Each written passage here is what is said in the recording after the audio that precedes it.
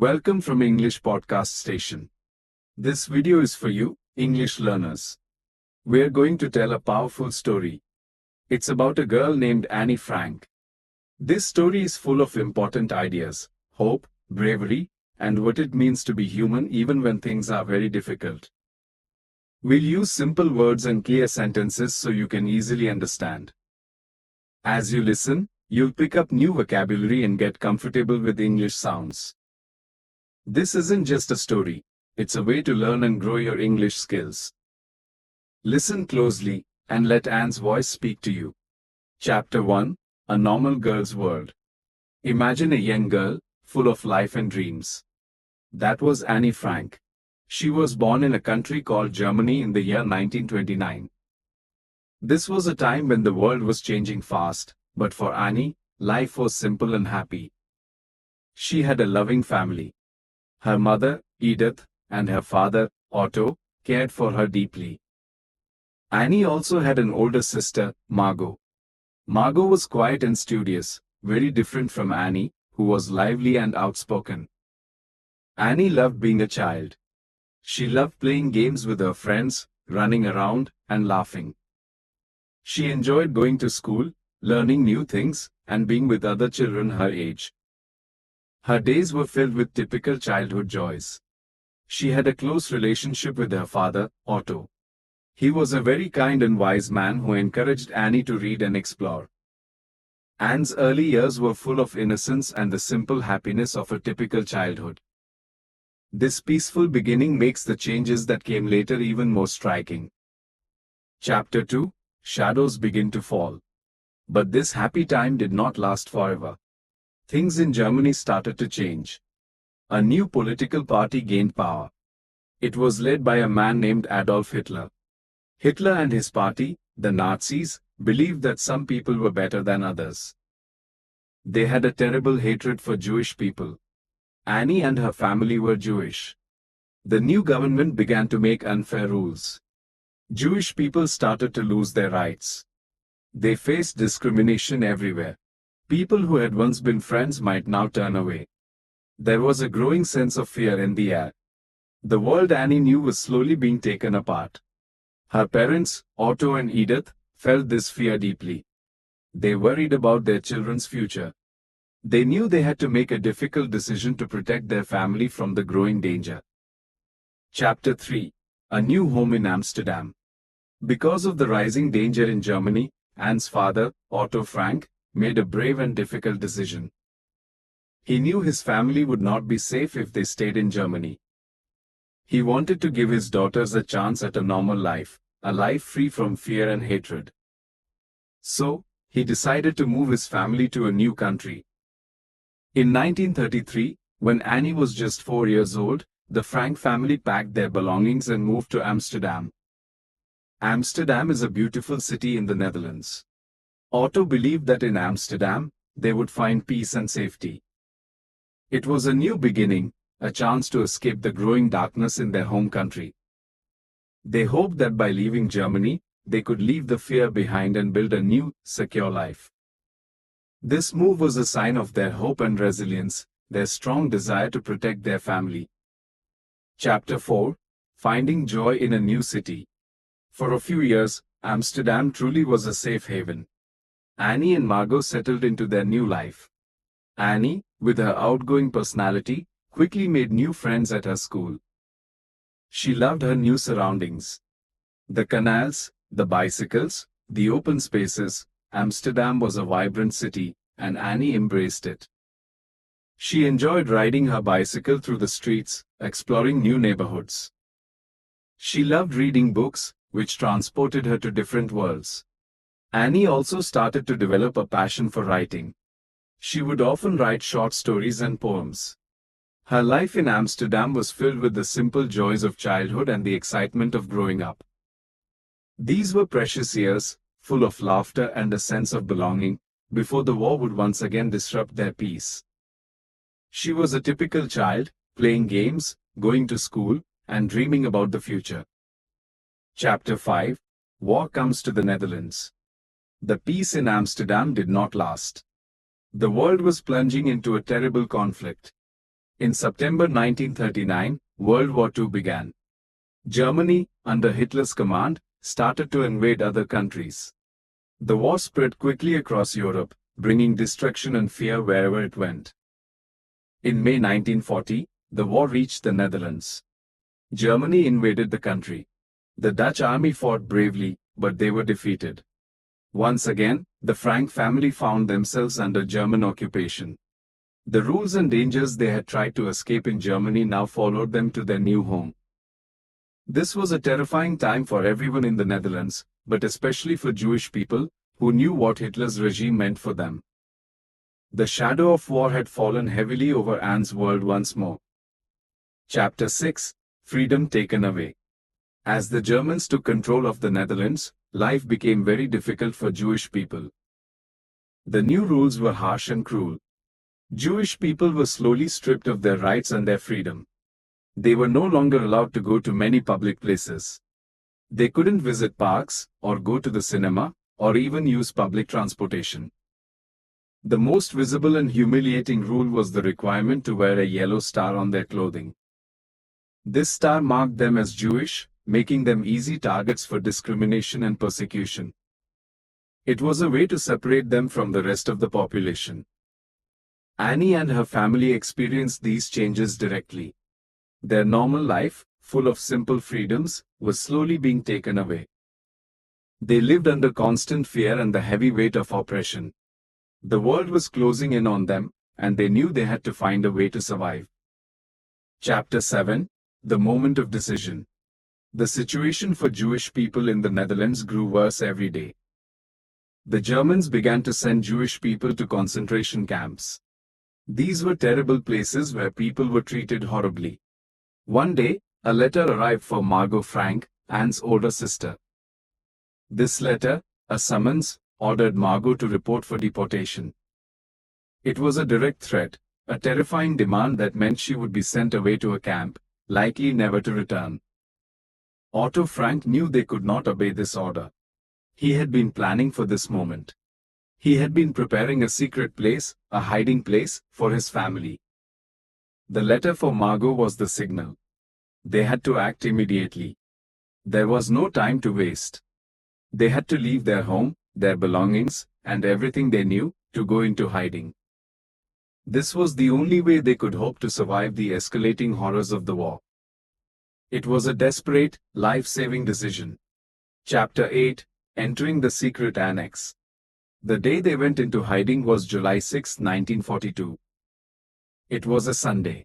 They left their apartment in the early morning, trying to look as normal as possible so no one would suspect what they were doing.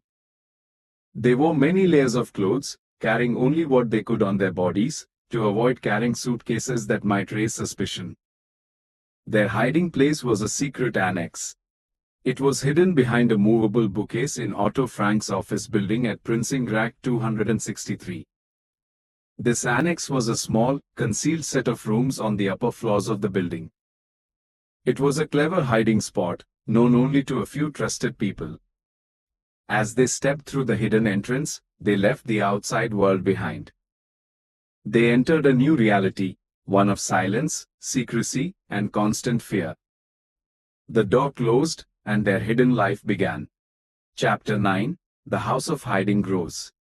The Frank family was not the only one seeking refuge from the Nazis. The annex, though small, eventually housed 8 people.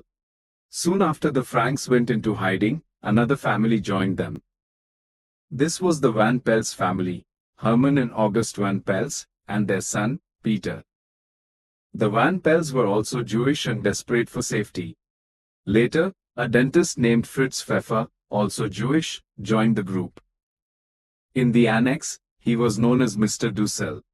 Living with 8 people in such a confined space was incredibly challenging. They had different personalities, different habits, and different ideas about how to live in hiding. Arguments were common, and privacy was almost non-existent. But despite the difficulties, they shared a common goal: survival. They relied on each other, and on the kindness of those who helped them, to get through each day. Chapter 10: A Life of Silence and Fear. Life inside the secret annex was a constant struggle.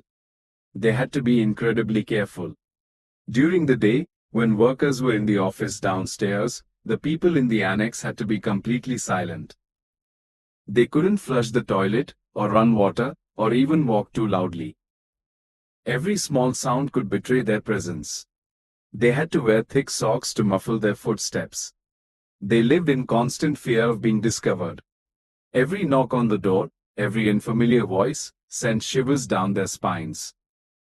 They could not open the windows, even on hot days, for fear of being seen. Their food was rationed and simple. They were always hungry. There was no fresh air, no sunlight, and no freedom to move. Their world shrank to the few rooms of the annex, a place that was both their sanctuary and their prison. Chapter 11. A friend called Kitty. For her 13th birthday, just before going into hiding, Annie received a very special gift, a diary. It was a small, red and white checkered notebook. Annie quickly started writing in it. She named her diary Kitty. Kitty became her closest confidant, the only one she could truly talk to about her deepest thoughts and feelings. In her diary, Annie wrote about her daily life in the annex. She described the arguments, the boredom, the cramped conditions. But she also wrote about her hopes, her dreams, and her longing for freedom. She explored her own identity, her changing relationship with her family, and her observations about the other people in the annex. Kitty was her escape, a place where she could express herself freely, even when she couldn't speak out loud. Her words in Kitty would one day become a voice for millions. Chapter 12. Dreams of Freedom and a Future. Despite the grim reality of their hiding, Annie always held on to hope. She wrote about her dreams for the future. She longed for the war to end, for the day she could walk outside freely, breathe fresh air, and see the sky without fear. She dreamt of going back to school, of becoming a famous writer or a journalist. She wanted to travel the world and experience life to the fullest. Annie also wrote about her fears. The constant threat of discovery, the distant sound of bombs falling, the news of people being sent to camps, these anxieties filled her pages. She wrote about her emotional struggles, the moments of despair and frustration. But even in these difficult times, her writing showed her incredible resilience and her belief in the goodness of humanity. She wanted to believe that people were fundamentally good, even when the world around her seemed so dark. Chapter 13. Unseen Heroes. The people in the annex could not have survived without help from the outside. A small group of brave and compassionate individuals risked their own lives every single day to keep them safe. These were Meet Gies, B.E.P. Voskiel, Victor Kugler, and Johannes Kleiman. They were Otto Frank's former employees and trusted friends. These courageous individuals brought them food, which was difficult to get during the war. They brought news from the outside world, telling them about the war's progress. They provided comfort and moral support. They handled all the practical matters, making sure the business downstairs seemed normal. Their acts of kindness were essential. Without their unwavering support, the people in the annex would not have lasted as long as they did. They showed incredible bravery and humanity in the face of extreme danger. Chapter 14. The Unthinkable Discovery. After 2 long years of hiding, living in constant fear, the unimaginable happened. On August 4, 1944, the secret annex was discovered. It is still not fully known who betrayed them, but someone informed the German police. A group of German soldiers, led by a Dutch SS officer, raided the building. The 8 people in hiding, along with 2 of their helpers, Johannes Kleiman and Victor Kugler, were arrested. The silence of the annex was broken by shouts and the sound of boots. Their hidden world, their sanctuary, was brutally exposed. Anne's diary, and other belongings, were scattered on the floor. It was a devastating moment, the end of their desperate fight for survival and the beginning of a terrifying new chapter in their lives. Chapter 15. The Journey to the Camps. After their arrest, Annie and the other people from the annex were sent to different concentration camps. These were places of unimaginable suffering and cruelty. They were first sent to Westerbork, a transit camp in the Netherlands. From there, they were transported to Auschwitz-Birkenau, one of the most horrific extermination camps. The conditions in the camps were terrible. There was very little food, hard labor, and widespread disease. Many people died from starvation, exhaustion, or illness. Annie and Margot were later moved to the Bergen-Belsen concentration camp. The winter of 1944-1945 was very harsh. Sadly, both Annie and Margot became ill with typhus, a deadly disease. Annie Frank died in Bergen-Belsen in February or March 1945. She was only 15 years old. Her sister Margot died just a few days before her. The war ended very soon after, in May 1945.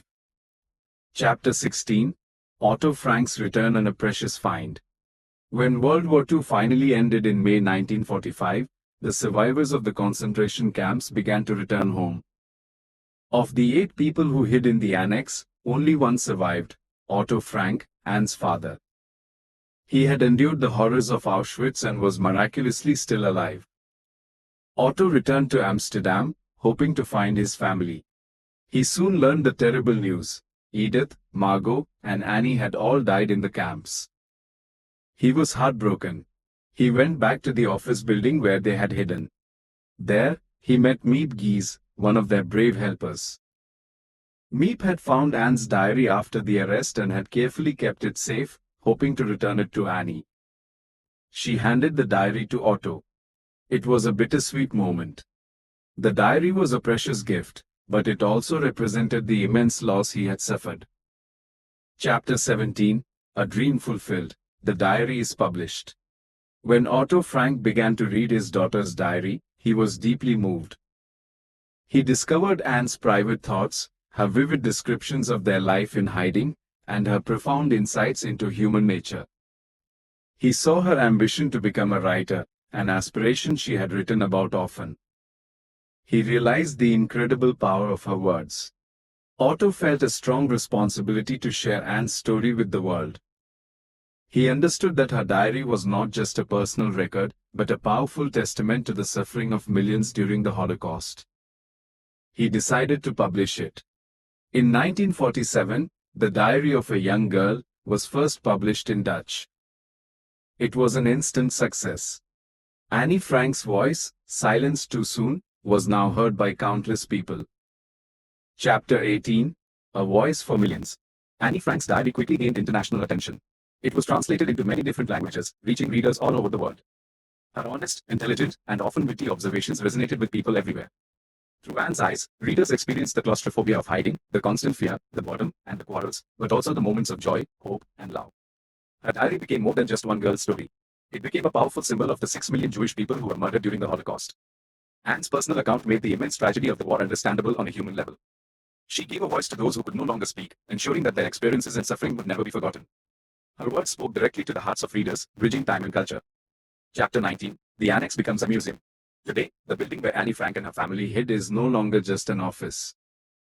It has been transformed into a powerful and moving memorial, the Annie Frank House Museum. Millions of people from all over the world visit it every year. When you walk through the museum, you can see the very rooms where Annie lived, ate, and slept. You can see the bouquets that concealed the entrance to the annex. The rooms are kept mostly empty, reflecting the fact that the family was forced to leave all their possessions behind. This emptiness allows visitors to imagine the cramped conditions and the lives lived in silence. Visiting the Annie Frank house is a profound experience. It helps people truly understand the story, to feel the history, and to remember the past so that such atrocities never happen again. Chapter 20: Powerful Lessons from Anne's Life. Annie Frank's story teaches us many important lessons. It teaches us about courage, the bravery it took to live in hiding, day after day, under constant threat. It teaches us about resilience, the ability to keep going even when facing unimaginable difficulties. Anne's diary shows us her inner strength, her determination to find beauty and meaning even in the darkest of times. Her story also speaks to the importance of humanity and kindness. The helpers who risked their lives to protect the families in the annex demonstrated incredible compassion. Annie herself, even in her isolation, wrote about the importance of being kind to others and holding on to hope. Her story is a timeless reminder that even in the face of great evil, human goodness can shine through. Chapter 21, A Call to Remember. The story of Anne Frank is a powerful reminder that we must never forget the past. The Holocaust was a terrible event in history, and it is crucial that we learn from it. By remembering what happened to Annie and millions of others, we can prevent such atrocities from happening again. Remembering means educating ourselves about prejudice, discrimination, and hatred. It means understanding the dangers of intolerance and the importance of respecting all people, regardless of their background, religion, or race. Anne's story urges us to be vigilant, to stand up against injustice, and to speak out when we see hatred. The past holds vital lessons for our future. Chapter 22, Anne's Everlasting Legacy. Although Annie Frank's life was tragically cut short, her spirit and her words continue to live on. Her diary is one of the most widely read books in the world. Her story has inspired countless plays, movies, and songs. She has become a global symbol of the innocent victims of war and persecution. Anne's legacy is immense. She reminds us of the value of each individual life. She shows us the power of a young girl's voice to speak truth to power. Her bravery, her optimism, and her enduring belief in the goodness of humanity continue to inspire new generations. Through her diary, Annie Frank achieved her dream of living on, not just as a girl, but as a voice that continues to advocate for peace, understanding, and human rights. Chapter 23, The Amazing Power of Words. Annie Frank's diary is a testament to the incredible power of words. With just a pen and paper, Annie created a vivid record of her experiences, her inner life, and the terrible world around her. Her writing was honest, insightful, and deeply personal. It allowed readers to connect with her on a profound level, to understand her fears, her hopes, and her dreams. Her words transcended the walls of the annex and reached people across continents and generations. They showed the truth of what happened during the Holocaust in a way that statistics or historical facts alone could not. Anne's diary proves that a single voice, armed with the power of writing, can make a significant impact on the world, shedding light on injustice and fostering empathy. Chapter 24, Anne's Enduring Message of Hope. Despite all the hardship and the tragic end to her life, Annie Frank's diary is ultimately a message of hope. Even when she was surrounded by darkness and fear, she tried to find beauty in the small things, a ray of sunshine, a blooming chestnut tree outside her window, or a kind word from a loved one. She believed in the inherent goodness of people, even though she saw so much evil. Her famous words, "I still believe, in spite of everything, that people are truly good at heart," capture this spirit. Anne's story encourages us to hold on to hope, even when things seem impossible. It reminds us to cultivate kindness, compassion, and understanding in our own lives, and to fight for a better, more peaceful world. Her optimism in the face of adversity is a powerful and inspiring lesson for us all. Chapter 25, Keep Learning English, Keep Learning from Life.